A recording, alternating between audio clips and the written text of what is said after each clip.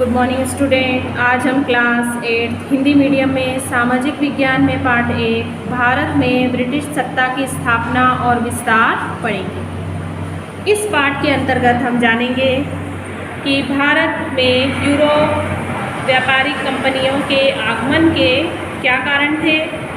इसके साथ ही east India company के आगमन के समय भारत की राजनीतिक स्थिति कैसी थी और east India company Bharat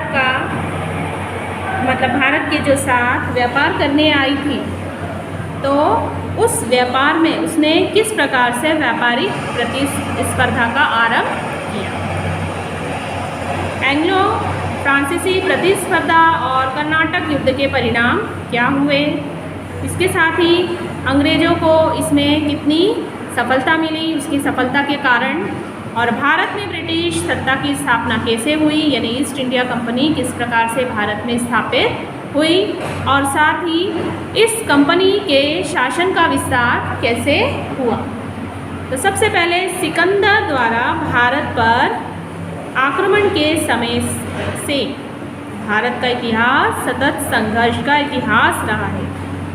Bharat की विशाल संपदा कई जातियों और आक्रामकों वो प्राचीन काल से ही अपनी ओर आकर्षित करती रही है। तो आप सभी जानते हैं, छोटी क्लास से पढ़ते आ रहे हैं कि भारत एक विशाल संपदा वाला देश था। भारत को सोने की चिड़िया कहा जाता था। यहाँ सभी लोग बहुत ही संपन्न थे, समृद्ध थे और साथ ही बहुत ही अच्छे से एक दूसरे के साथ मिलजुल कर रहते थे। कई जातियाँ यहाँ निवास करती थीं, लेकिन कई बार यहाँ पर जब अगले बाहरी शक्तियों ने आक्रमण किया, तो अलग अलग शक्तियाँ जो थी वो अपने साथ अपनी संस्कृति भी लेकर आई। इसमें प्रमुख थे शक, हूण, मंगोल, जिन्होंने अलग अलग समय पर भारत पर आक्रमण किया। ये इसके उदाहरण हैं। इन आक्रमणकारियों के से क्या हुआ, कई बार तो ये पराजित हुए और कई बार इन्होंने भारत पर विजय हासिल की। यहाँ के सामाजिक और सांस्कृतिक जीवन में ये लोग घुल मिल गए, कुछ यहीं रह गए। मुगल आक्रमण के बाद भारत के बहुत बड़े भूभाग पर मुगल राज्य की स्थापना हुई।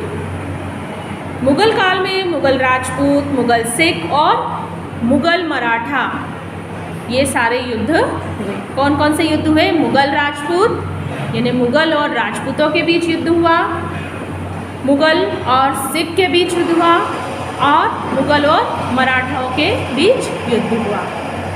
मुगलों के बाद यूरोप की शक्तियाँ भारत आई। पुर्तगाली, डच, अंग्रेज, फ्रेंच उनमें प्रमुख थे।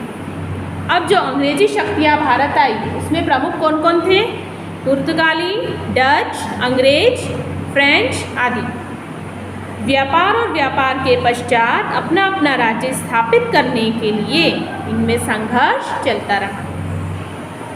अंततः भारत के बहुत बड़े भूभाग पर अंग्रेजों की सत्ता स्थापित हुई और देशी रियासतों से संधियाँ कर उन्होंने अपना सर्वोच्च सत्ता क्या कर ली? अपने अधीन कर ली।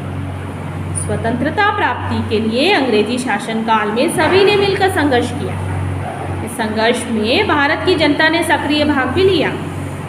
अंततः बहुत ज़्यादा संघर्ष करने के बाद भारत को सन 1947 में स्वतंत्रता प्राप्त हुई। आगे के अध्याय में हम भारतीयों और स्वतंत्रता प्राप्ति के लिए किए गए संघर्ष का अध्ययन करेंगे। सबसे पहले हम पढ़ेंगे भारत में यूरोपीय व्यापारिक कंपनियों का आगमन, कि किस प्रकार से भारत में यूरोप की कंपनियों ने अपना आगमन शुरू किया, यानी आना शुरू किया। 15वीं शताब्दी के यूरोप में घटित हुई कुछ प्रमुख घटनाओं, कुस्तुनतुनिया और तुर्कों का अधिकार, पुनर्जागरण आंदोलन, वैज्ञानिक और औद्योगिक क्रांति, इसके साथ ही भौगोलिक खोजों की प्राप्ति के प्रति आकर्षण और पूर्व के देशों के प्रति यूरोपीय लोगों में एक नया आकर्षण, उत्पन्न किया। फिर क्या हुआ कि यूरोप में हुई व्यापारिक और औद्योगिक क्रांति ने वहाँ के व्यापारियों को नया बाजार तलाशने के लिए विवश कर दिया। अब सबसे पहले नवीन मार्गों की खोज का बीड़ा कोलंबस, वास्को डी गामा और प्रसिद्ध नाविकों ने उठाया। ये समुद्र के रास्ते से भारत आए। कोलंबस ने 1492 में अमेरिका, बार्थोलोमियो डाइस 1487 में आशा अंतरिक्ष और वास्को डी गामा ने 1498 ईस्वी में भारत के पश्चिमी समुद्री तट यानी कालीकट तक पहुंचा। कालीकट के राजा जामोरिन ने उनका स्वागत किया, क्योंकि वो एक मेहमान अतिथि के रूप में हमारे भारत में आए थे, इसलिए वहाँ के राजा ने उनका स्वागत सत्कार किया। इस प्रकार से यूरोपियों ने भारत में आगमन शुरू कर दिया।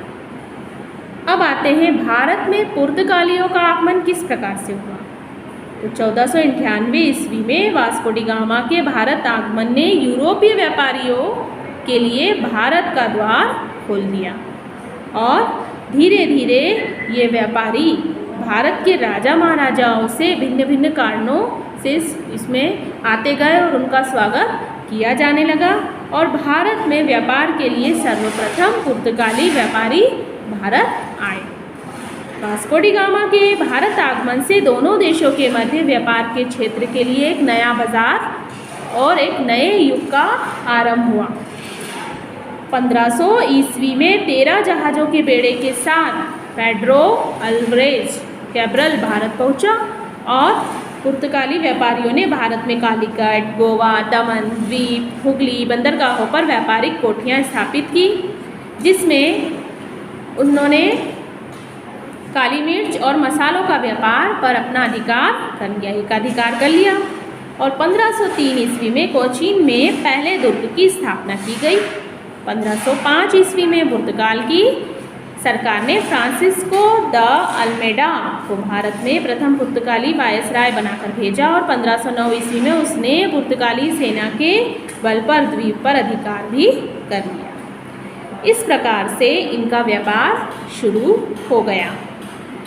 पुर्तगाली वायसराय अलबुकर्क ने बीजापुर के शासक यूसुफ आदिल शाह से गोवा छीन लिया और धीरे धीरे पुर्तगालियों ने दमन, साल्टेस बेसिन, मुंबई, हुगली और सेंट टॉम पर भी अधिकार कर लिया। इस प्रकार 1515 ईस्वी तक पुर्तगाली व्यापार भारत के साथ न केवल व्यापार पर एकाधिकार प्राप्त कर चुके थे, बल्कि उन्होंने समुद्र तटीय क्षेत्रों पर भी अपना अधिकार और प्रशासन करना शुरू कर दिया। यहाँ से इनका व्यापार शुरू हुआ। तो यहाँ तक आपको इस पाठ को पढ़ना है।